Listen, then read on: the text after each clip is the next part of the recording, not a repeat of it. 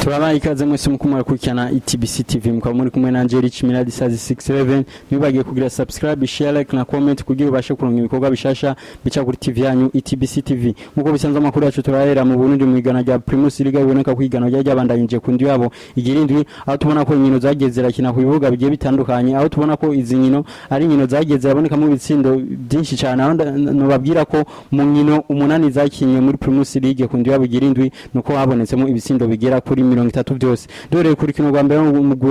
wa Interstar waje kunyagira imvura y'ibitsino umugwi wa Magara Young Boys ibitsino bigera kuri 4 kuri kimwe nuko umugwi wa Masipiri utsindwa n'umugwi wa Flambeau Centre ibitsino 3 kuri 2 Aigle Noir utsinda umugwi wa Kayanza United ibitsino 2 ku busa nuko umugwi wa BS Dynamic utsindwa n'umugwi wa Musongati ibitsino bigera kuri 2 ku busa nuko Bumamuru utsinda umugwi wa Rukinzo ibitsino 2 ku busa Olympique Star unyagira imvura y'ibitsino umugwi wa Tel Aviv ibitsino 5 kuri kimwe nuko Tigre Noir utsindwa n'umugwi wa Vitalo FC ibitsino bigera kuri 2 ku busa aho Message Ngozi waje kunyagira imvura y'ibitsino umugwi wa Moso Sugar ibitsindo bigera kuri 4 kuri 2 nkabutsa ko umugwi wa Vitalo FC ari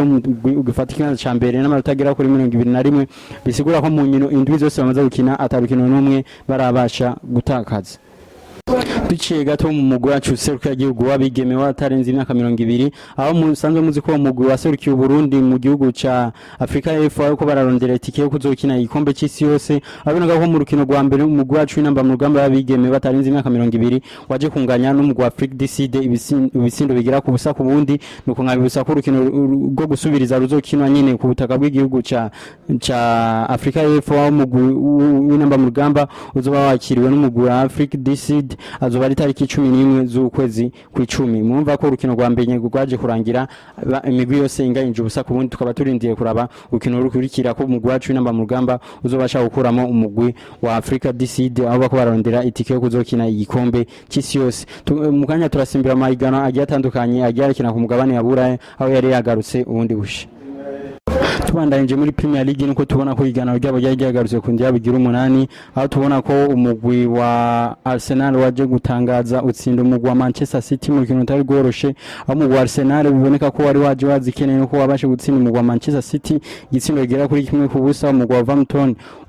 unganya n'umugwi wa Aston Villa kimwe kindi West Ham inganya n'umugwi wa Newcastle biri ku bindi nuko umugwi wa Brighton mu kintu tari goroshe nago waje kunganya n'umugwi wa Liverpool ibitsindo bigera kuri 2 ku bindi nuko tubona ko n'umugwi wa Crystal Palace waje gukunganya n'umugwi wa Nottingham Forest ubusa ku bundi Manchester United utsinda umugwi wa Brentford ibitsindo bigera kuri 2 kuri kimwe nuko Fulham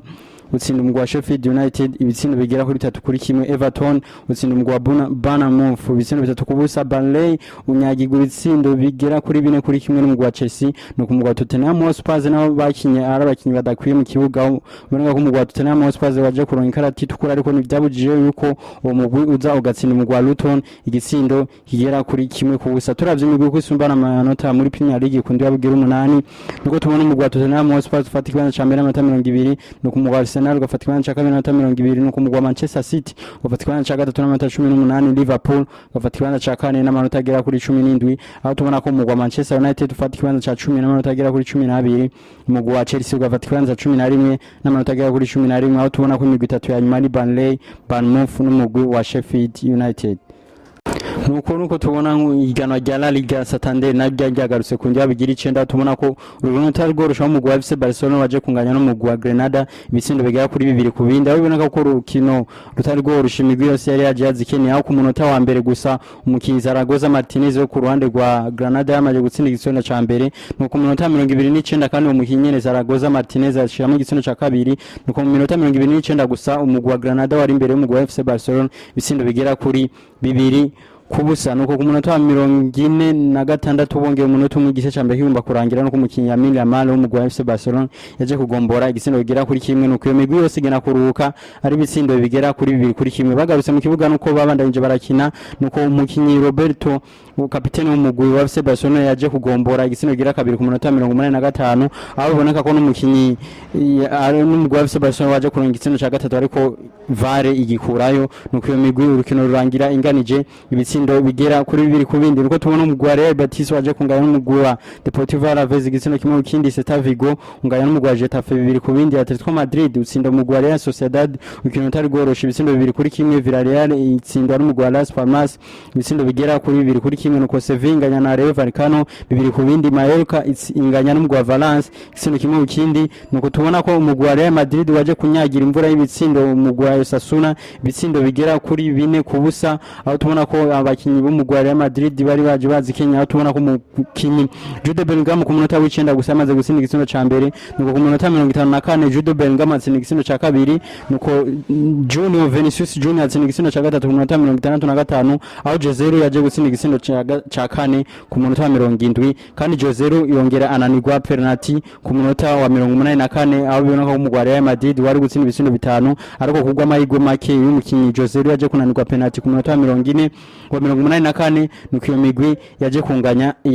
urukino rwaje kurangira umugwi wa Real Madrid utsinze ibitsindo bigera kuri 4 ku busa nuko tubona imigwi isumbana ku mino 9 bamaze gukina muri La Liga nuko tubona umugwi wa Real Madrid ufata ikibanza ca mbere n'amanota 28 nuko Girona igafata ikibanza ca kabiri n'amanota 20 FC Barcelona igafata ikibanza ca gatatu n'amanota agera kuri 21 nuko Atletico Madrid mu nkino 8 usanzwe ufise urukino rumwe rw'ikiraranye ufata ikibanza ca kane n'amanota agera kuri 19 aho tubona ko imigwi ifata ibibanza bitatu vya nyuma y'umugwi wa Celta Vigo Granada na Almeria tubandanyije n'igana rya Serie A mu gihugu cy'Ubutaliyano nuko naryo ryabandanyije kundi yabo igira 8 aho tubona ko umugwi wa Napoli waje gutsindwa n'umugwi wa Fiorentina bitangaje cyane ibitsindo bigera kuri 3 kuri kimwe nuko umugwi wa Cagliari unyagirwa ibitsindo bigera kuri 4 kuri kimwe n'umugwi wa AC Roma nuko Lazio Roma uza gutsinda umugwi wa Atalanta ibitsindo 3 kuri 2 Frosinone utsinda umugwi wa Verona ibitsindo 2 kuri kimwe Monza utsinda umugwi wa Salernitana ibitsindo 3 ku busa nuko umugwi wa AC Milan waje gutsinda igitsindo kimwe bitorosha utsinda umugwi wa Genoa Juventus na utsinda umugwi wa Torino ibitsindo 2 kuri busa Inter de Milan uzakunganya n'umugwi wa Bologna ibitsindo bigera kuri 2 ku bindi turavye imigwi gusimbana amanota kundi yabigira 8 baza gukina muri Serie A nuko tubona umugwi wa AC Milan ufata ikibanza ca mbere n'amanota agera kuri 21 Inter de Milan ugafata ikibanza ca kabiri n'amanota agera kuri 19 n'umugwi wa Juventus ufata ikibanza ca gatatu n'amanota agera kuri 17 Fiorentina ugafata ikibanza ca kane n'amanota agera kuri 17 Napoli muzi ko watahukanye igikombe cy'umwaka weze no gufata ikibanza ca gatanu n'amanota agera kuri 18 atana tugafata ikibanza ca gatandatu n'amanota agera kuri 13 aho tubona imigwi itatu ifata ibibanza vya nyuma n'umugwi wa Empoli Salernitana na Cagliari Bundesliga nayo yari yagarutse mu weekend turangije aho bari bageze kundi yabo igira indwi aho tubona ko umugwi wa Eintracht Frankfurt waje gutsinda umugwi wa Dortmund ibitsindo 2 ku busa nuko umugwi wa Bayern Munich kuza kunyagira imvura y'ibitsindo 3 ku busa umugwi wa Freiburg aho tubona ko umukinyi Rorasane biboneka ko yari yaje yazikeneye mu rukino mu gutsinda ibitsindo bigira kuri 2 ari wenyine nuko turavye iyindi migwi uko yagira atsindana nuko tubona umugwi wa Bayern Leverkusen waje gutsinda umugwi wa FC Cologne ibitsindo 3 ku busa Werder Bremen utsindwa n'umugwi wa Hoffenheim ibitsindo 3 kuri 2 VF Stuttgart utsinda umugwi wa Wolfsburg ibitsindo 3 kuri kimwe RB Leipzig unganya n'umugwi wa Bochum ubusa ku bundi aho tubona ko urukino rutari rworoshe gwaranze indwi igira indwi muri Bundesliga ari umugwi wa Borussia Dortmund waje kunyagira imvura y'ibitsindo umugwi wa Union Berlin utsinda ibitsindo bigera kuri 4 kuri 2 aho tubona ko umugwi wa Wolfsburg waje gutsindwa n'umugwi wa Darmstadt ibitsindo bigera kuri 2 kuri kimwe turavye imigwi uko isumbana kundi yabigira indwi bamaze gukina muri Bundesliga nuko umugwi wa Bayern Leverkusen ufata ikibanza ca mbere amatagira kuri 19 umugwi wa VF Stuttgart ufata ikibanza ca kabiri n'amatagira kuri 18 nuko tubona umugwi wa Bayern Munich ufata ikibanza ca gatatu n'amatagira kuri 17 Borussia Dortmund ugafata ikibanza ca kane n'amatagira kuri 17 aho tubona ko imigwi ya Bochum Mainz na FC Cologne ariyo migwi ifata ibibanza bitatu vya nyuma muri Bundesliga tubandayije kwa Emmanuel Macron mu gihugu cy'Ubufaransa ku mugwa mukuru i Paris nuko tubona ko iganwa ryabo rya Ligue ryagarutse kundi yabo igira 8 aho mugwa wa Rennes waje gutsindwa n'umugwa wa Paris Saint-Germain ibitsindo bigera kuri 3 kuri kimwe mu ibitsindo bitatu akaba harimo ibitsindo bibiri by'umukinyi Ashraf Hakimi w'umunyamaroc iboneka ko ari karigenza neza muri igana ryo 2023 rishira 2024 nuko umugwa wa Lens waje kunganya n'umugwa wa Lille igitsindo kimwe kindi Montpellier na Clermont Foot ko rukino rutaba rutakinye bivanye ku kirere cyari kimeze nabi nuko umugwi wa Lyon unganya n'umugwi wa Lorient ibitsindo 3 ku bindi. Brest unganya n'umugwi wa Toulouse igitsindo kimwe ukindi. Marseille uza kunyagira umugwi wa Le Havre utsinze ibitsindo 3 ku busa, aho tubona ko umugwi wa Monaco naho waje gutsinda umugwi wa Reims ibitsindo 3 kuri kimwe. Nuko Nice w'umukinyi Ndayishimiye Yusuf Nyange uza gutsinda bitorosha umugwi wa Metz igitsindo kigera kuri kimwe ku busa. Turavye imigwi uko sumbana ibitsindo, uko sumbana amanota bakundi babigira 8 bamaze gukina muri Ligue mu gihugu cy'u Faransa. Nuko tumwe umugwi wa Monaco ufatirwa cha mbere n'amatagera kuri 17, umugwi wa Nice ugafatirwa cha kabiri n'amatagera kuri 16, nuko umugwi wa Paris Saint-Germain ugafatirwa cha gatatu n'amanota agera kuri 15, umugwi wa Brest uko ratangaza benshi ugafatirwa cha kane n'amanota agera kuri 15, aho umugwi wa Reims na Marseille bafata ibibanza bya gatanu na gatandatu, aho tubona imigwi ifata ibibanza bya nyuma n'umugwi wa Lorient, Lyon n'umugwi wa Clermont Foot mu gihugu cy'u Faransa. Nuko byari bimeze mu indwi turangije. Turangiza iki kiganiro cyacu gakuru kamwe gusa nuko umukinyi Bruno Guimaraes yasanzwe akinira umugwi wa Newcastle United yongereje amasezerano yo gushika mu 2028. Umukinyi w'umugwi wa Newcastle United yasanzwe akina mu kibanza cyo hagati mu kibuga, akaba yashigwa kuri clause liberatoire y'imiliyoni zigera kuri 115. Mwakoze mwese mwakurikirana iki